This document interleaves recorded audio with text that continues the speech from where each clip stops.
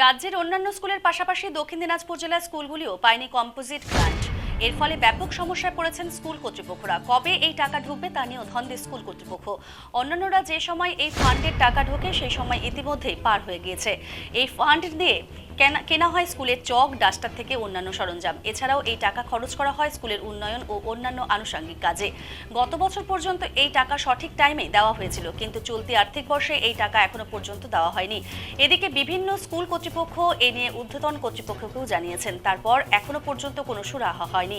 এদিকে সঠিক টাইম এখন পর্যন্ত টাকা না পাওয়ায় রাজ্য ও কেন্দ্র সরকারের উপরই দোষ চাপিয়েছেন নিখিলবঙ্গ প্রাথমিক শিক্ষক সমিতির সদস্য তথা অভিযাত্রী স্কুলের প্রধান শিক্ষক অমিত সাহা। তবে স্কুল কর্তৃপক্ষের আশা হয়তো এই সমস্যা খুব দ্রুতই মিটবে। প্রতি বছর কম্পোজিট গ্র্যান্ট হতো, সেই কম্পোজিট গ্র্যান্টের টাকা থেকে আমরা এই স্কুলের যে অন্যান্য খরচগুলো স্কুল পরিচালনার ক্ষেত্রে চক ডাস্টার থেকে শুরু করে ইলেকট্রিক বিল থেকে শুরু করে সবটাই আমরা করে থাকি। সেটা প্রতি বছরই ঢুকে যায়। এবারেও আশা করছি ঢুকবে।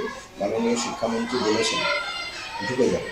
সেটা ঢুকে গেলে আমাদের স্কুল পরিচালনার ক্ষেত্রে এটা একটা গুরুত্বপূর্ণ ভূমিকা নেয় এই অর্থটা, এই কম্পোজিট গ্র্যান্ট। সেই কম্পোজিট গ্র্যান্টটার জন্য আমরা বসে থাকি, সেটা ঢুকলেই আমাদের স্কুল পরিচালনার ক্ষেত্রে আমাদের অনেক সুবিধা। এখনো ঢোকেনি কেন? না, এটা সাধারণত ফেব্রুয়ারি মার্চের মধ্যে ঢুকে যায়। এখনো পর্যন্ত ঢুকেনি, নিশ্চয়ই ঢুকে যাবে।